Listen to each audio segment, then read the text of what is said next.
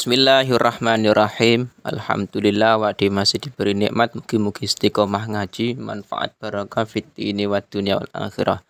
Bismillahirrahmanirrahim. Qaluhu faslun ay hadza faslun utawi kikono fasal suci. Takbire fasal wa yaftakiru al-qasim ila sab'ati syara'id. Ini membahas tentang sesuatu yang perlu dibagi. Misalkan ada tanah 1 hektar milik 2 orang. Lah nanti yang membagi itu siapa? Nah ini. Jadi kadang kan ada orang tua meninggal, terus ada tanah 1 hektar, misalkan ini warisan untuk 2 orang misalkan. Nah ini bagaimana pembagiannya? Nah ini nanti akan dibahas orang yang membagiku syaratnya apa saja. Karena di masyarakat penting gini, siapa yang menentukan ini bagiannya berapa persen? Lah itu juga harus memenuhi syarat-syarat ini. Pertama, wayaf takirulan butuh. Sopo alqasimu sopo wong kang bagi. Oleh butuh mau ila sab'ati syara ito maring pitu pira-pira syarat. Ada 7 syarat orang yang membagi atau kismah tadi. Itu apa saja syaratnya? Pertama, al-islamu rupane Islam. Jadi orang yang membagi itu nantinya harus orang yang Islam. Jadi kismah ini pembahasan yang di masyarakat sangat penting. Pengertian kismah tamyizu ba'dil ansibai min ba'din bitoriki al-ati. Jadi membagi atau membedakan sebagian dari beberapa bagian yang lain dengan cara yang akan dijelaskan nanti. Jadi ngeten. Ini sebuah contoh misalkan di masyarakat ada orang yang ditinggali rumah plus tanah misalkan. Ini untuk 3 orang anak.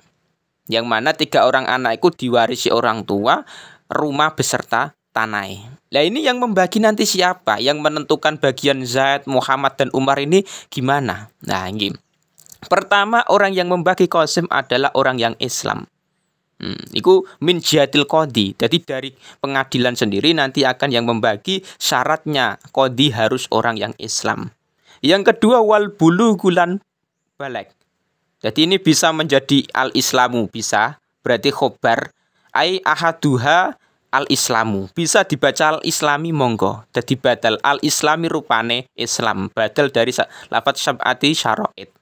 Al-islami rupane Islam wal bulughulan balek. Harus orang yang balik qadi ini yang nantinya membagi harta tersebut milik 3 orang tadi. Wal aklilan duweni akal, harus orang yang punya akal. Nek wong nggak punya akal kok membagi kismah tersebut, ya repot nanti. Bagiannya bisa tidak adil, bagiannya nanti bermasalah. Wal huriyati lan sifat merdeka. Harus orang merdeka lah. Mayoritas di Indonesia itu orang-orang merdeka. Alhamdulillah iki mau. Jadi sudah tidak ada status budak di Indonesia.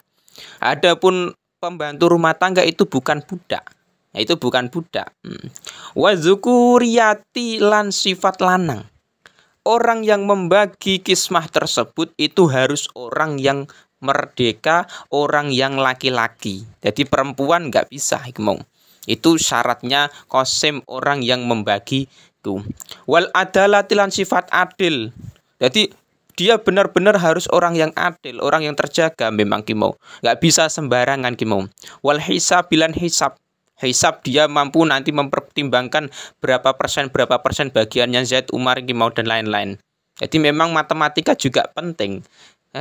Nek orangnya tidak ahli matematika nanti tidak bisa membagi ini milik Umar berapa persen, milik Zaid berapa persen, milik pihak ketiga berapa persen. Lah ini juga repot nantinya. Jadi ke-7 syarat ini harus ada kepada qadi ketika memang itu adalah orang yang membagi harta tersebut. Jadi kadang kan terjadi, misalkan Umar nggak terima, bagiannya itu direbut oleh Zaid misalkan. Terus dibawa ke pengadilan. Nah pengadilan ini nanti yang akan memutuskan. Qalu fa in taradha mongko lamun ridho-ridhonan. Sapa syarikani sapa wong sekuton loro. Oleh ridho-ridhonan biman kelawan wong yang yaksimu engkang bagi sapa man bainahuma ing dalem antarane bondo loro. Bainahuma ing dalem antarane syarika ini.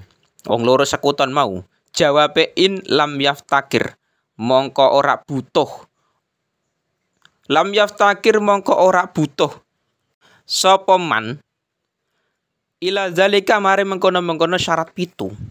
Ketika yang membagi adalah bukan qadhi, tapi misalkan pihak misalkan keempat berarti. Jadi ada 3 orang punya tanah yang ditinggali oleh orang tua misalkan. Nah, 1 hektar untuk 3 orang. Berarti ketika nantinya yang membagi bagian tanah ini bukan pihak pengadilan alias qadhi, maka orang tersebut harus sama-sama ridho. Jadi misalkan yang keempat adalah pihak namanya Ahmad. Ahmad ini pihak ketiga. Jadi Zaid, Umar dengan misalkan Mustafa misalkan 3 orang mau. Ada tanah 1 hektar milik 3 orang dan bagiannya belum ditentukan. Nah, terus nggak dibawa ke pengadilan nggak, tapi ada pihak keempat yaitu Ahmad. Pihak keempat ini nanti yang statusnya man yaksimu bainahuma, yang membagi bagian tersebut, tetapi harus adanya saling ridho-ridhonan. Jadi harus adanya saling ridho-ridhonan dan tidak dibawa ke pengadilan atau lewat qadhi. Jadi orang yang keempat Ahmad itu bukan qadhi. Nah, ini yang nanti akan membagi bagiannya, Zaid berapa persen, Umar berapa persen, Mustafa berapa persen. Atau tanah dimiliki 2 orang misalkan, Zaid dengan Umar, 2 orang.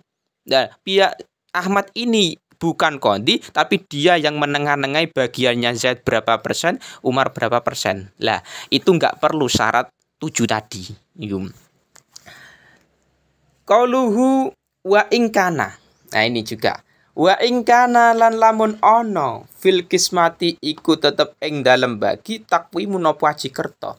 Lam yaktasir mongko ora karingkes, lam yuktasor mongko ora den ringkes fihi ing dalem bondo kang dibagi apa ala aqalla apa ing ngatasé luwih sithik minisna ini saking wong loro. Wa idada alan ing dalem nalikane dakwa sapa ahadu syarika ini sapa salah sijine wong loro sekuton syarikahu ing sekutone ahad ila kismati maring bagi perkara la dororo ingkang ora ana doror iku maujud, ora ana bahaya iku maujud fihi ing dalem mah. Lazima mongko wajib al akhara ing wong kang weneh, sekuton kang weneh, apa ijabatuh apa nyembadani ahad. Jadi ngeten. Ini ada kasus lagi. Tadi kan bisa harta tanah itu bisa dibagi qadhi dan harus memenuhi 7 syarat tadi, atau bukan qadhi tapi misalkan Ahmad. Nah, Ahmad itu orang yang memang bisa dipercaya dan matematikanya juga main, bisa membagi bagian kismah tadi. Itu juga bisa. Tapi kasus lagi ketika memang harta yang dimiliki oleh 2 orang yang ada pun nantinya di kismah dibagi, iku la dororo, tidak ada bahaya. Jadi kayak tanah misalkan, tanah milik 2 orang, Zaid dengan Umar. Ini andaikan dibagi kan bisa. Sing Zaid berapa persen, sing Umar berapa persen, setengah hektar misalkan. Kan bisa, tidak ada doror, tidak ada bahaya. Tetapi yang satu mau dibagi, yang satu nggak mau. Mbah dengan alasan apa yang mau? Maka tetap yang wajib lazima al-akhir ijabatuhu, tetap yang dipenuhi adalah orang yang membagi. Jadi misalkan ngeten, ini ada tanah 1 hektar milik Zaid dengan Umar.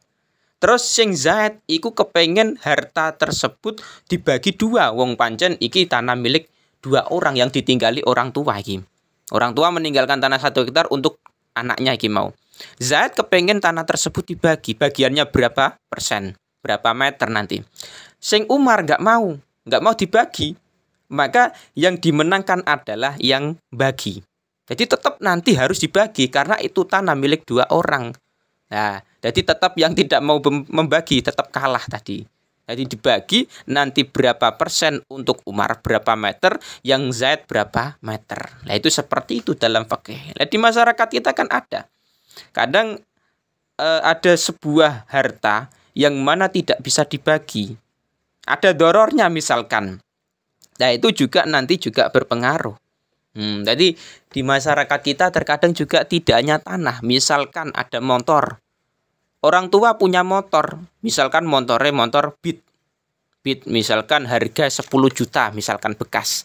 Terus ditinggalkan untuk 2 orang anak, Zaid dengan Umar. Kan nggak mungkin cara membaginya. Zaid ban depan, Umar ban belakang. Zaid spion kanan, sing Umar spion kiri. Nggak mungkin seperti itu. Malah dirusak, nantinya tidak bisa dipakai. Nah, makanya dalam pembagian kismah itu tidak harus barangnya dipecah jadi 2, tidak harus. Tapi bisa juga nanti diaji kerto menggunakan uang juga bisa. Dan nanti harus adanya pihak ketiga ben supaya tidak geger-geger mau. Misalkan Umar karo Zaid pengen supaya motor tersebut dibagi. Sing Umar kepengen montore mau dipakai dia, sing Zaid kepengen diganti dengan uang bagian iki mau. Lah, terus ada Ahmad pihak ketiga. Ya wes, daripada geger-geger dibagi. Motor ini umumnya harganya berapa? Misalkan 10 juta. Berarti nanti yang minta bagiannya uang ya dikasih uang 5 juta, yang satunya lagi yang pengen motor, ya wes, motor diambil ke mau dengan ganti 5 juta tadi. Nah, itu seperti itu. Jadi artinya dalam kismah sendiri di masyarakat itu juga tidak hanya dalam bentuk tanah, tapi bisa dalam bentuk motor atau rumah. Rumah kan nggak mungkin, nek rumahnya kecil ya. Rumahnya kecil misalkan 5 meter kali 5 meter. Dibagi untuk anak 3 misalkan. Kan nggak mungkin dibagi, kamu kamar mandi, saya kamar tidur. Kamu misalkan ruang tamu misalkan. Kan nggak mungkin seperti itu. Makanya nanti adanya kismah yang mana bisa diganti dengan uang. Zaid, Umar, Mustafa. Lah sing Zaid kepengen dapat rumah tersebut. Berarti dia mengganti uang bagiane Umar dengan Mustafa. Misalkan 25 juta, 25 juta. Wes beres. Nah, itulah kismah seperti itu. Lah, nanti pembagian tersebut harus adanya pihak orang lain atau kita lewatkan ke pengadilan lewat qadhi juga bisa, dan harus memenuhi 7 syarat tadi. Harus adanya pihak seperti itu. Nanti ben tidak terjadi salah paham, ben ada terjadi keadilan. Bagiannya itu bisa pasti ngono lho. Enggak geger-geger. Mau misalkan Z dapat 10%, sedangkan sing lainnya kakak-kakak ini mau dapat ada yang 40%, ada yang 50%. Kan juga repot, nggak adil mau. Makanya perlu adanya pihak qasim atau orang yang membagi kismah tersebut mau. Nah, itu penting sekali.